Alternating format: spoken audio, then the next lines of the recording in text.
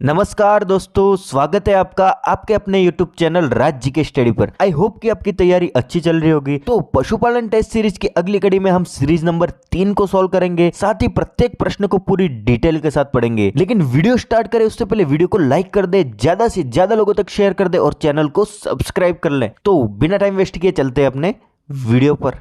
पशुपालन test series भाग 3। इसमें हमारा पहला प्रश्न हो जाएगा, पशुओं में आंतरिक परजीवी मारने के लिए कृमिनाशक दवा पिलानी चाहिए। कब कब पिलाते हैं ये कृमिनाशक दवा? वर्ष में एक बार, प्रत्येक माह, वर्ष में 2 बार या 2 वर्ष में एक बार? तो इसका आंसर हो जाएगा वर्ष में 2 बार। पशुओं में आंतरिक परजीवियों को मारने के लिए वर्ष में 2 बार दवाई पिलाई जाती है। और कौन कौन सी दवाई पिलाई जाती है? CuSO4, FeSO4, तारपीन का तेल, निकोटीन सल्फेट और फिनोवेक्स।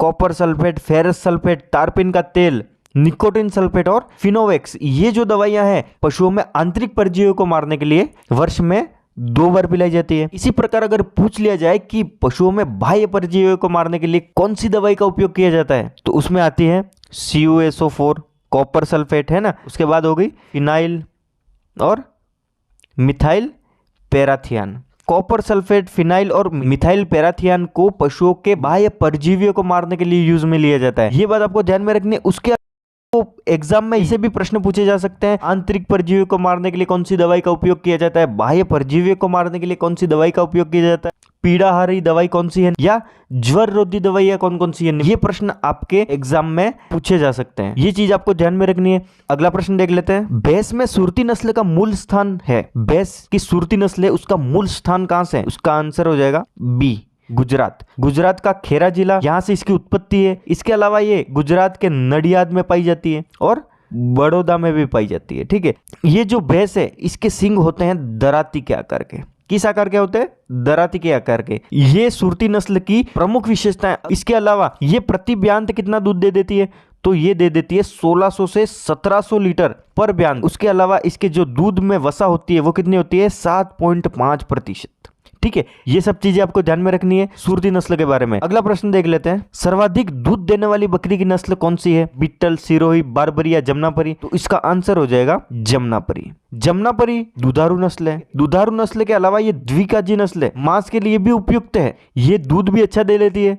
कितना दूध देती है? तो दिन में 4 से 5 लीटर दूध देती है। और इसके दूध में वसा 5% पाई जाती है। कितने परसेंट पाई जाती है? 5% इसके दूध में वसा पाई जाती है। इसकी शारीरिक विशेषताएं देख लेते हैं। ये जो बकरी है इसका मुंह लंबा होता है, रोमन नाक होती है और जो सिंग होते हैं वो छोटे होते हैं, नीचे से मोटे और ऊपर से चपटे होते हैं। ये जो बकरी है इसके पिछली टांगों पर घने बाल पाए जाते हैं। कौन सी बकरी के? जमनापरी बकरी के। ठीक है, ये 4 से 5 लीटर दूध देती है, 5% वसा पाई जाती है। ठीक है, इसका मुंह लंबा होता है, इसकी नाक रोमन होती है, सिंग चपटे होते हैं। इसके अलावा इसकी जो पिछली टांगे होती है उसके ऊपर घने बाल पाए जाते हैं। ये चीज आपको ध्यान में रखनी है। अगला प्रश्न देख लेते हैं, निम्न में से कौन सी भेड़ उदयपुर संभाग में व्यापकता से पाई जाती है? इसका आंसर हो जाएगा सोनाड़ी।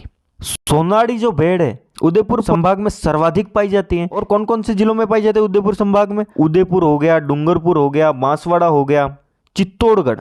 उदयपुर, डूंगरपुर, बांसवाड़ा, चित्तौड़गढ़, उसके अलावा झालावाड़ में भी ये पाई जाती है। और अगर हम देखें पूरे राजस्थान में तो जो सोनाड़ी नस्ल है वो 2nd नंबर पर आती है। किस मामले में? संख्या के मामले में। ये चीज आपको ध्यान में रखनी है। उसके अलावा जो चोकला नस्ल है वो कहां पर पाई जाती है? इसका उत्पत्ति स्थान है शेखावटी। सीकर, झुंझुनू और चूरू में ये पाई जाती है। इसके अलावा मगरा जो भेड़ है ये पाई जाती है बीकानेर में। और नाली जो भेड़ है वो कहां पर पाई जाती है? तो ये बीकानेर के पश्चिमी भाग में पाई जाती है। पश्चिमी, उत्तर पश्चिमी भाग में पाई जाती है। कौन सी? नाली भेड़, मगरा भेड़ पाई जाती है बीकानेर में। चोकला भेड़ पाई जाती है शेखावटी एरिया में। सीकर, झुंझुनू, चूरू, उसके अलावा नीम का थाना, 4 जिलों में ये भेड़ पाई जाती है। कौन सी? चोकला। ये बात आपको ध्यान में रखनी है। अगला प्रश्न देख लेते हैं, 1 ग्राम दुग्ध वसा से कितने कैलोरी ऊर्जा प्राप्त होती है? तो इसका आंसर क्या हो जाएगा? इसका आंसर हो जाएगा 9.3 ग्राम। ये 9.3 ग्राम नहीं है, ये है कैलोरी। ये मिस प्रिंट हो गया है ग्राम। ठीक है, इसके पीछे है 6.2 कैलोरी, 7.5 कैलोरी, 9.3 कैलोरी या 11.8 कैलोरी। तो इसका आंसर हो जाएगा 9.3 कैलोरी ऊर्जा प्राप्त होती है। किससे? 1 ग्राम दुग्ध वसा से। और अगर एग्जाम में ऐसा प्रश्न आ जाए कि दुग्ध वसा का अपेक्षित घनत्व कितना होता है, तो इसका आंसर क्या हो जाएगा? इसका आंसर हो जाएगा 0.93। अगर कैलोरी के बारे में पूछ लिया जाए तो 9.3 कर देना है। अगर वसा का अपेक्षित घनत्व पूछ लिया जाए दुग्ध वसा का तो पॉइंट हटा देना है आपको और 9 3 ये कर देना है। ये चीज आपको ध्यान में रखनी है, ठीक है। अगला प्रश्न देख लेते हैं। किस आयु में भेड़ में बधियाकरण किया जाता है? 2 माह, 28 दिन, 7 दिन या 6 माह? तो इसका आंसर हो जाएगा बी। 28 दिन की आयु पर भेड़ में बधियाकरण किया जाता है। बधियाकरण किसी भी पशु में नर में बधियाकरण किया जाता है। इसमें नर के अंडकोश को तोड़ दिया जाता है। बधियाकरण करने का जो यंत्र होता है उसका क्या नाम है? उसका नाम है बर्डीजो कास्ट्रेटर।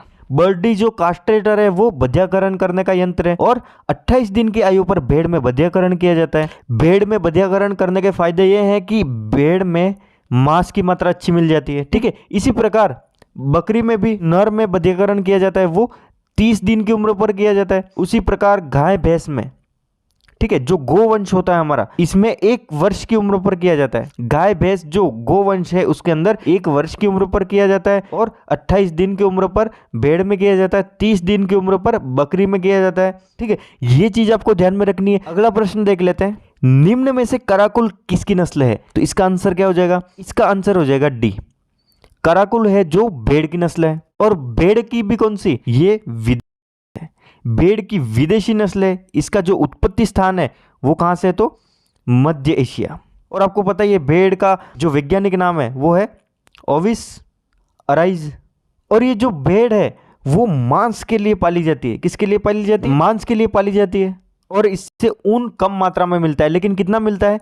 4 से 5 केजी प्रति वर्ष, ठीक है। एक भेड़ से 4 से 5 केजी प्रति वर्ष ऊन प्राप्त हो जाता है। किससे? कराकुल की नस्ल से। और इसको मांस के लिए पाली जाती है। अगर एग्जाम में ऐसा पूछ लिया जाए कि भारत में मान्यता प्राप्त नस्लें कितनी है भेड़ की, तो इसका आंसर क्या हो जाएगा? इसका आंसर हो जाएगा 40।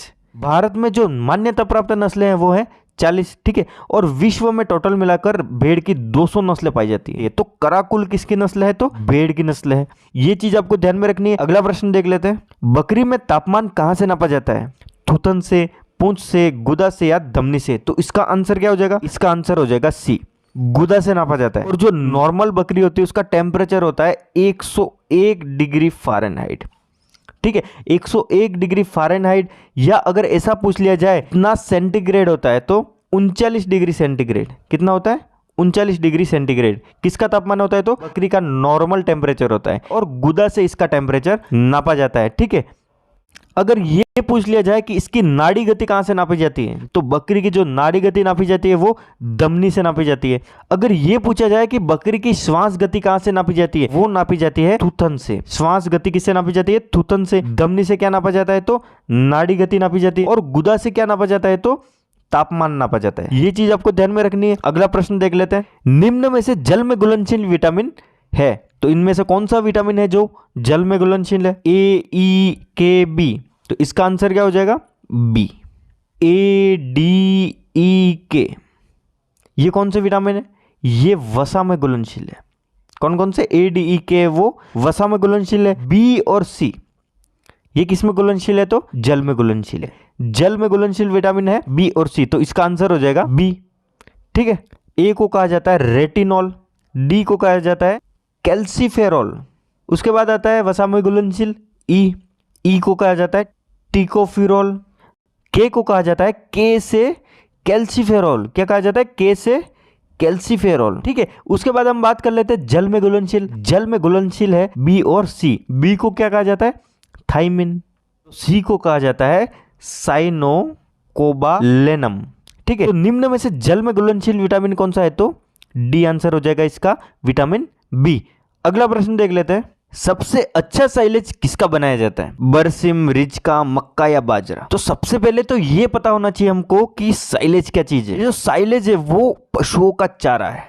क्या है? पशुओं का चारा, और वो भी कौन सा? गीला चारा। ये एक प्रोसेस के द्वारा, ठीक है, इसमें 2 से 3 महीने लगते हैं। और सबसे अच्छा साइलेज किसका बनाया जाता है? तो सबसे अच्छा जो साइलेज बनाया जाता है वो बनाया जाता है सी, मक्के का बनाया जाता है। और पशुओं का जो सूखा चारा होता है उसको क्या कहते हैं? हे कहा जाता है, ठीक है। ये चीज आपको ध्यान में रखनी है। अगला प्रश्न देख लेते हैं। निम्न में से कील दांत किस में पाए जाते हैं? भेड़ में, सुअर में, ऊंट में या भैंस में? जो कील दांत पाए जाते हैं वो पाए जाते हैं सुअर में। सुअर हो गया, कुत्ता हो गया, बिल्ली हो गई, इनमें कील दांत पाए जाते हैं। और हम बात करें जो गो पशु होता है, जो बछड़े में दांत आते हैं अग्रचर्वण, अस्थायी दांत, वो कितने समय में आ जाता है? वो आ जाता है 1 माह में। उसके अलावा जो हम बकरी करें, बकरी में टोटल मिला के पूरे अस्थायी दांत आ जाते हैं। बकरी में जो अस्थायी दांत आते हैं वो 1 साल में आते हैं, और जो बछड़े में आते हैं वो 1 माह में आ जाते हैं। ये चीज आपको ध्यान में रखनी है। पशुओं में दांत बहुत ही इंपॉर्टेंट चीज है। सबसे उपयुक्त आयु ज्ञात करने के लिए जो तरीका है वो तरीका है दांतों द्वारा पशु की आयु ज्ञात करना। ये चीज आपको ध्यान में रखनी है। तो कील दांत सूअर में पाए जाते हैं। अगला प्रश्न देख लेते हैं, बकरी के मांस को किस नाम से जाना जाता है? बफन, पोर्क, चेवन या टेंडर? इसका आंसर हो जाएगा सी, चेवन के नाम से जाना जाता है बकरी के मांस को। बफन या बुफेन, ये मांस किसका होता है? ये होता है भैंस का। इसको बुफेन भी कहते हैं और फ्लैश भी कहा जाता है। भैंस का जो मांस होता है उसको फ्लैश कहा जाता है और बफन या बुफेन कहा जाता है। पोर्क को किसके मांस को कहा जाता है? पोर्क कहा जाता है सुअर के मांस को। चेवन बकरी के मांस को कहा जाता है, और टेंडर किसके मांस को कहा जाता है? जो कुड़क मुर्गी होती है। कुड़क मुर्गी कौन सी? जो अंडे सेने का काम करती है। मुर्गी के मांस को क्या कहा जाता है? तो टेंडर कहा जाता है। नॉर्मल मुर्गी के मांस को चिकन कहा जाता है। जो कुड़क मुर्गी होती है उसके मांस को टेंडर कहा जाता है। चेवन बकरी के मांस को कहा जाता है। पोर्क कहा जाता है सुअर के मांस को, और बफन या बुफेन भैंस के मांस को कहा जाता है। उसके अलावा भैंस के मांस को फ्लैश के नाम से भी जाना जाता है। ये चीजें आपको ध्यान में रखनी है। अगला प्रश्न देख लेते हैं, हरियाणवी गाय का प्रजनन केंद्र राजस्थान में किस जिले में स्थित है? उसका जो प्रजनन केंद्र है वो स्थित है भरतपुर में। कहां पर स्थित है? भरतपुर में स्थित। उसके अलावा हम बात करें श्री गंगानगर में कौन सी गाय का प्रजनन केंद्र स्थित है? वो है थारपारकर गाय का। किसका? थारपारकर गाय का प्रजनन केंद्र स्थित है। उसके अलावा भरतपुर में हरियाणवी गाय का प्रजनन केंद्र स्थित है। मेवाती गाय का प्रजनन केंद्र कहां पर स्थित है? तो अलवर में स्थित है। कहां पर स्थित है?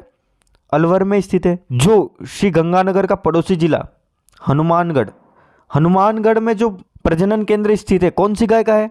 वो है राठी। किसका? राठी गाय का। भरतपुर में हरियाणवी गाय का, तो अलवर में है मेवाती गाय का। ये सब चीजें आपको ध्यान में रखनी है। और हनुमानगढ़ में भी कहां पर राठी गाय का? तो नौहर में। कहां पर? नौहर हनुमानगढ़ में राठी गाय का प्रजनन केंद्र स्थित है। गंगानगर में कहां पर? सूरतगढ़। सूरतगढ़ में कौन सी गाय का है? तो सूरतगढ़ में है थारपारकर गाय का। ये सब चीजें आपको ध्यान में रखनी है। अगला प्रश्न देख लेते हैं, हे में शुष्क पदार्थ की मात्रा कितना प्रतिशत है? 85, 65, 75 या 95? तो इसका आंसर क्या हो जाएगा?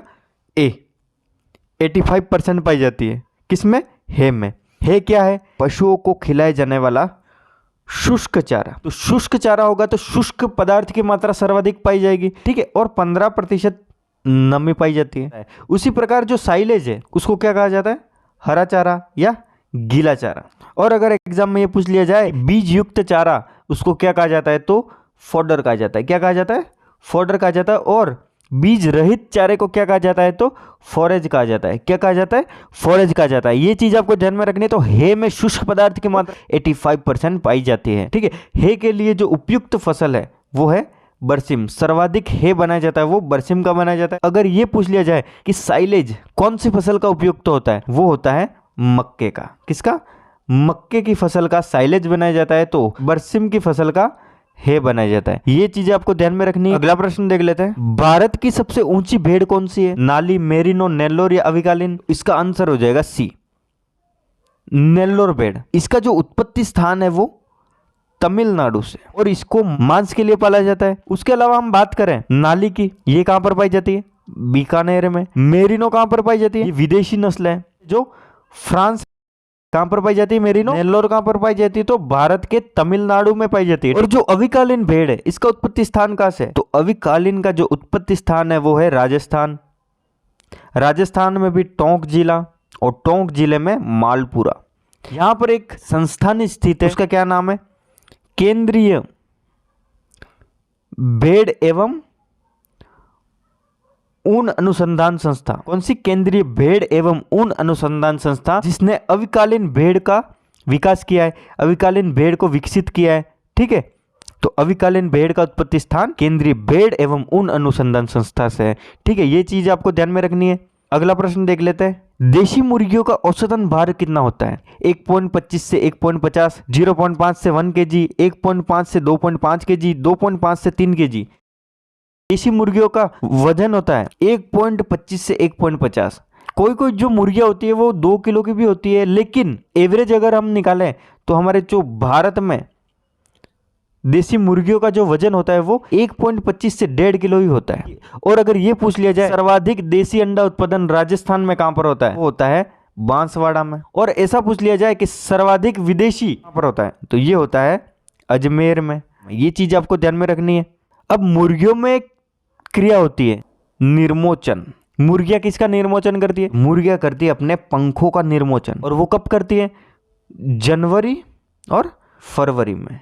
जनवरी फरवरी में मुर्गियां अपने पंखों का निर्मोचन करती है। ये चीज भी आपको ध्यान में रखनी है। तो देसी मुर्गियों का औसतन भार कितना होता है? तो 1.25 से 1.50 केजी, मतलब 1 से 1.5 केजी देसी मुर्गियों का भार होता है। ठीक है, ये चीज आपको ध्यान में रखनी है। अगला प्रश्न देख लेते हैं। भैंस में गर्मी के लक्षण कब दिखाई देते हैं? कब दिखाई देते हैं? दिन में, रात में, झुंड में, या कभी भी लक्षण दिखाई देते हैं? वो दिखाई देते हैं रात में। भैंस के बारे में कुछ चीजें जान लेते हैं। रात में इसके गर्मी के लक्षण दिखाई देते हैं। उसके अलावा जब भैंस 30 माह की हो जाती है तब उसकी प्रौढ़ावस्था आ जाती है। 30 माह की उम्र में भैंस प्रौढ़ हो जाती है। उसके अलावा जो उसका मध चक्र होता है, भैंस का मध चक्र कितने दिनों का होता है? वो होता है 21 दिनों का। हर 21वें दिन भैंस मध में आ जाती है। उसके अलावा मध काल, जो भैंस का मध चक्र स्टार्ट होता है वहां से 12 से 36 घंटे का रहता है। भैंस की प्रौढ़ावस्था आती है 30 माह में। जो मध चक्र होता है वो 21 दिन का होता है। और हर 21वें दिन में जब मध चक्र आता है तो 12 से 36 घंटे ऐसे होते हैं जो भैंस का मधकाल कहलाते हैं। ये चीज आपको ध्यान में रखनी है। अगला प्रश्न देख लेते हैं। पीनू किसका संकरण है? इसका आंसर हो जाएगा गाय और याक का संकरण। गाय और याक का जो संकरण कराया था उससे उत्पन्न संतति उसको कहा गया पीनू। अब NDRI national dairy research institute, इसके द्वारा 2 गाय की नस्लें उत्पन्न की गई है। एक होगी करण फ्रीज और दूसरी होगी करण स्विस। इसको किस किस के संकरण से बनाया गया है तो वो हम देख लेते हैं। तो सबसे पहली होगी करण फ्रीज। फ्रीज से आपको पता चल ही गया होगा हॉलेस्टीन फ्रीजियन। इसके अंदर मादा ली गई थी भारतीय नस्ल थारपारकर, और जो हॉलेस्टीन फ्रीजियन का लिया गया था नर। थारपारकर की मादा और हॉलेस्टीन फ्रीजियन के नर से क्या उत्पन्न हुआ? करण फ्रीज। ठीक है, इसके पीछे लिखा हुआ है फ्रीज। फ्रीज का मतलब हो गया हॉलेस्टीन फ्रीजियन। करण स्विस, स्विस से क्या नाम निकलता है? ठीक है, ब्राउन स्विस। ठीक है, ये भी विदेशी नस्ल है तो विदेशी नस्ल का नर लिया गया है। उसमें साहिवाल नस्ल की गाय ली गई है और ब्राउन स्विस नस्ल का बैल लिया गया है। इससे संकरण करवाने के बाद क्या उत्पन्न होती है संतति? तो करण स्विस। ये चीज आपको ध्यान में रखनी है। और ये 2 जो नस्लें निकाली है वो किसने निकाली है? तो NDRI national dairy research institute. ये कहां पर स्थित है? तो एनडीआरआई स्थित है करनाल, हरियाणा। ये चीज आपको ध्यान में रखनी है। तो पीनू किसका संकरण है? तो गाय और याक का संकरण है। अगला प्रश्न देख लेते हैं। निम्न में से गो पशु का वर्ग है, गो पशु का वर्ग कौन सा है? इसका आंसर हो जाएगा ए, स्तनधारी। जो गो पशु का वर्ग है वो स्तनधारी कहलाता है। स्तनधारी मतलब मेमेलिया, MEMMALIA। मेमेलिया जो होता है वो गो पशु का वर्ग है। जो रज्जुकी है, रज्जुकी को कहते हैं कॉर्डेटा, और कॉर्डेटा जो गो पशु उसका विभाग है जिसको हिंदी में कहते हैं रज्जुकी। और ये जो आर्टियोडेक्टाइला है गो पशु का गण है। और जो जानतव है, जानतव को क्या कहते हैं? एनिमेलिया। और जो एनिमेलिया है वो क्या है? जगत है। और जो रज्जुकी है कॉर्डेटा गो पशु का विभाग है। ठीक है, तो वर्ग क्या हो गया? स्तनधारी, वो है मेमेलिया। ये चीज आपको ध्यान में रखनी है। अगला प्रश्न देख लेते हैं। निम्न में से जीवाणुजनित रोग है, जीवाणुजनित रोग कौन सा है? प्लेग, खुरपका, मुंहपका, रानीखेत या एंथ्रेक्स। जो जीवाणुजनित रोग है वो है डी, एंथ्रेक्स। एंथ्रेक्स रोग कौन से जीवाणु से फैलता है? तो बेसिलस एंथ्रेसिस से। बेसिलस याद रखना है और एंथ्रेसिस। बेसिलस जीवाणु है और एंथ्रेसिस इसकी वेराइटी है। प्लेग, खुरपका, मुंहपका और रानीखेत, ये तीनों रोग वायरस के द्वारा फैलने वाले हैं। किसके द्वारा? वायरस के द्वारा फैलने वाले हैं। उसके अलावा हम बात करें जो प्लेग है गाय और भैंस में फैलता है, वायरस के द्वारा फैलता है। और इसमें पशु को 104 से 108 डिग्री फ़ारेनहाइट का बुखार आ जाता है और दांतों से कट कट की आवाज आने लग जाती है। तो अगर ऐसा प्रश्न आ जाए एग्जाम में कि दांतों से कट कट की आवाज कौन से रोग में आती है, तो इसका आंसर हो जाएगा प्लेग रोग। उसके बाद हम बात करें खुरपका, मुंहपका, ये भी वायरस से फैलता है, गोवंश में ही फैलता है, गोवंश के पशुओं में फैलता है। गाय और भैंस में खुरों पर, होठों पर, जीबान पर और मुंह में छाले हो जाते हैं, इसीलिए इसको कहा जाता है खुर पका मुंह पका रोग कहा जाता है। उसके बाद हम बात करें रानीखेत की, तो रानीखेत बीमारी होती है वो मुर्गियों की प्रमुख बीमारी है, ठीक है, वायरस से फैलती है। इसमें पंखों में लकवा मार जाता है। पहला जीवाणु जनित रोग है जो सर्वाधिक, जो ये एंथ्रेक्स रोग होता है वो भेड़ों में होता है। इसके अलावा भी ये रोग किसमें होता है, तो जुगाली करने वाले पशुओं में होता है। ये चीज आपको ध्यान में रखनी है। अगला प्रश्न देख लेते हैं। निम्न में से मुर्गी की एशियाटिक नस्ल है, मुर्गी की एशियाटिक नस्ल कौन सी है? लेगहॉर्न, न्यू हैम्पशायर, लेगशेन या रेड कैप? इसका आंसर हो जाएगा सी, लेगशेन। लेगशेन कौन सी नस्ल है? एशियाटिक है। वो कहाँ की नस्ल है? ये है मेडिटेरियन। उसके बाद न्यू हैम्पशायर, ये नस्ल है अमेरिकन मुर्गियों की। अमेरिकन मुर्गियों में न्यू हैम्पशायर हो गई। उसके बाद प्लाई माउथ रॉक हो गई। उसके बाद रोड आइलैंड रेड, ये जितने भी बड़े बड़े नाम है वो सब अमेरिकन मुर्गियां हैं। उसके बाद जो रेड कैप है ये है इंग्लिश, ठीक है, इंग्लिश वर्ग की मुर्गी है। ये चीज आपको ध्यान में रखनी है। अगला प्रश्न देख लेते हैं। भारतीय बकरियों में कौन सी बकरी खाल के लिए उपयुक्त है? इसका आंसर हो जाएगा डी, मालाबारी नस्ल की जो बकरी है वो खाल के लिए अच्छी है। उसके अलावा सिरोही, ये कौन सी है? द्विकाजी, कच्ची भी है द्विकाजी। सिरोही दूध और मांस के लिए उपयुक्त है, ये भी दूध और मांस के लिए उपयुक्त है। जो बारबरी बकरी ये मांस के लिए उपयुक्त है। क्यों? क्योंकि ये एक बार में 2 बच्चों को जन्म देती है, ठीक है। अगर जो कृषक उसको पालेगा तो उसके मांस का उत्पादन तो अच्छा होगा ही, ठीक है। इसका जो उत्पत्ति स्थान है वो कहां से है? तो अफ्रीका, अफ्रीका का बारबरा क्षेत्र। ये चीज आपको ध्यान में रखनी है। अगला प्रश्न देख लेते हैं। अंडे में कवच का भाग कितने प्रतिशत पाया जाता है? इसका आंसर हो जाएगा बी, 11% कवच पाया जाता है, जो किसका बना होता है? CaCO3, कैल्शियम कार्बोनेट का बना हुआ होता है। जो अंडा होता है उसमें 11% तो होता है कवच, 32% इसमें पीला भाग पाया जाता है जिसको कहते हैं योक, 57% इसमें सफेद भाग पाए जाते हैं। जो अंडे में सफेदी पाई जाती है वो 57% पाई जाती है। जो योक पाया जाता है, पीले कलर का भाग पाया जाता है, वो 32% पाया जाता है। और जो CaCO3 का कवच होता है वो 11% पाया जाता है, ठीक है। और जो मुर्गी है वो कितने दिन में अंडे देती है? तो इसका गर्भकाल होता है 21 दिन का। 21 दिन में ये मुर्गी अंडे देती है। उसके अलावा जो मुर्गी में प्रसव की क्रिया होती है, 21 दिन के बाद जो प्रसव की क्रिया होती है, जो अंडे देने की क्रिया होती है, उसको क्या कहा जाता है? तो हैचिंग कहा जाता है, हैचिंग। ये चीजें आपको ध्यान में रखनी है। तो अंडे में कवच का भाग कितने प्रतिशत पाया जाता है? तो इसका आंसर हो जाएगा बी, 11%। अगला प्रश्न देख लेते हैं। भारतीय भैंसों में सबसे सुंदर नस्ल कौन सी है? भारतीय भैंसों में जो सर्वाधिक सुंदर नस्ल है वो है मुर्रा। मुर्रा का जो कलर होता है स्याही के समान काला होता है। तो अगर प्रश्न पूछ लिया जाए कि स्याही के समान काले कलर की भैंस कौन सी है, तो इसका आंसर हो जाएगा मुर्रा नस्ल की भैंस। इसके जो सींग होते हैं वो घुमावदार होते हैं, ऐसे घुमावदार होते हैं, इसलिए इसको कहा जाता है जलेबी के आकार के।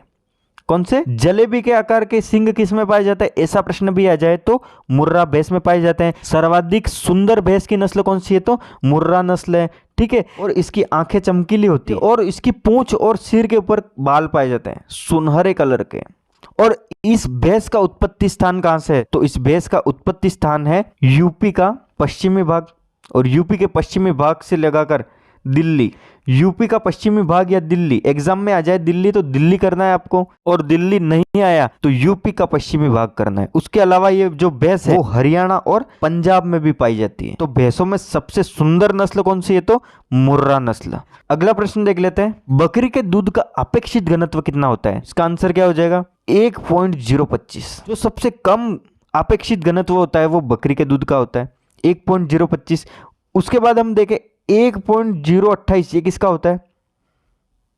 ये होता है गाय का, ठीक है। भैंस का कितना होता है? तो 1.032, ठीक है। गाय का 1.028 से 1.030 तक हो सकता है। और 1.037 किसका होता है? ये होता है सेपरेटा दूध का। और जो दूध का अपेक्षित घनत्व ज्ञात किया जाता है, यंत्र होता है, उसका क्या नाम है? लेक्टोमीटर। क्या नाम है? लेक्टोमीटर। लेक्टोमीटर यंत्र द्वारा दूध का अपेक्षित घनत्व ज्ञात किया जाता है। और अगर ये पूछ लिया जाए कि दूध का अपेक्षित घनत्व कितना होता है और उसमें किसी भी पशु का नाम नहीं दिया हुआ हो, तो आप क्या करोगे? उसमें आपको करना है 1.030, ठीक है। ये सभी पशुओं का एवरेज दूध का अपेक्षित घनत्व है। कितना है? 1.030। ये आपको ध्यान में रखना है। जितने भी अपेक्षित घनत्व हैं वो 60 डिग्री सेंटीग्रेड पर लिए गए हैं। तो बकरी के दूध का अपेक्षित घनत्व कितना होता है, तो 1.025 होता है। ठीक है, ये चीज आपको ध्यान में रखनी है। तो दोस्तों ये थे पशुपालन टेस्ट सीरीज के कुछ महत्वपूर्ण प्रश्न। वीडियो अगर अच्छा लगा हो, इंफॉर्मेटिव लगा हो, तो वीडियो को लाइक कर दें, ज्यादा से ज्यादा लोगों तक शेयर कर दें और चैनल को सब्सक्राइब कर लें।